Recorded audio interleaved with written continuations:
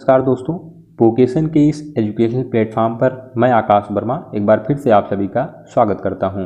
दोस्तों, आपको बताते चलें कि सारनाथ को यूनेस्को विश्व धरोहर स्थल के लिए नामांकित कर लिया गया है और समसामयिक विशेष के इस प्रोग्राम में आज का हमारा चर्चा का विषय यही है। तो आइए इस वीडियो की शुरुआत करते हैं और जानते हैं इसके बारे में क्या कुछ अपडेट है और क्या कुछ पिछली जानकारी रही है। तो सबसे पहले हम लोग सारनाथ और यूनेस्को विश्व धरोहर की वर्तमान स्थिति को जानेंगे।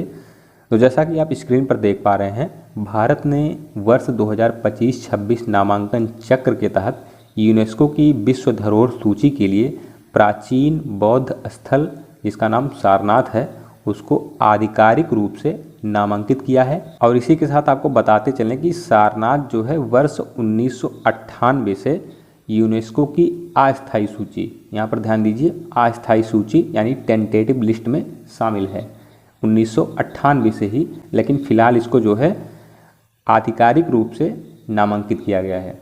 अब बात यहाँ पर नामांकन की हो रही है, तो इसके नामांकन की कुछ सीमाएं भी होती हैं, उसको हम लोग यहाँ पर देखेंगे।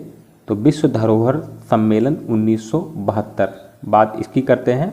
तो इस सम्मेलन के अंतर्गत प्रत्येक सदस्य राष्ट्र का मतलब यहाँ पर यह है कि यूनेस्को के जो सदस्य राष्ट्र हैं, यूनेस्को में जो देश शामिल हैं, प्रतिवर्ष केवल एक स्थल को विश्व धरोहर सूची में नामित करने के लिए प्रस्तावित कर सकता है। तो यहाँ पर बेसिकली ये कहा गया है कि यूनेस्को में जो भी देश शामिल हैं वो देश अपने क्षेत्र से केवल एक स्थल को, जो अपनी कोई विशेष सांस्कृतिक विरासत रखता हो, जो अपनी विशेष स्थलाकृतियों के लिए कोई महत्व रखता हो, उसको जो है ये लोग प्रस्तावित कर सकते हैं यूनेस्को में शामिल करने के लिए।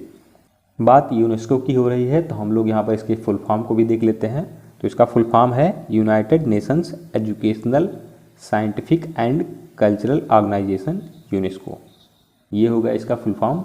आगे हम लोग सारनाथ से संबंधित कुछ प्रमुख तथ्यों को भी जान लेते हैं।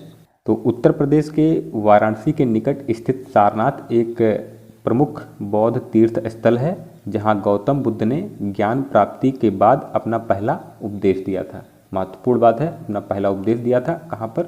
सारनाथ में, ठीक है, जिसे धम्मचक्र प्रवर्तन कहा गया। ये भी एक इम्पॉर्टेंट बात है कि महात्मा बुद्ध के पहले उपदेश को क्या कहा जाता है? तो उसे जो है धम्मचक्र प्रवर्तन नाम से जाना जाता है।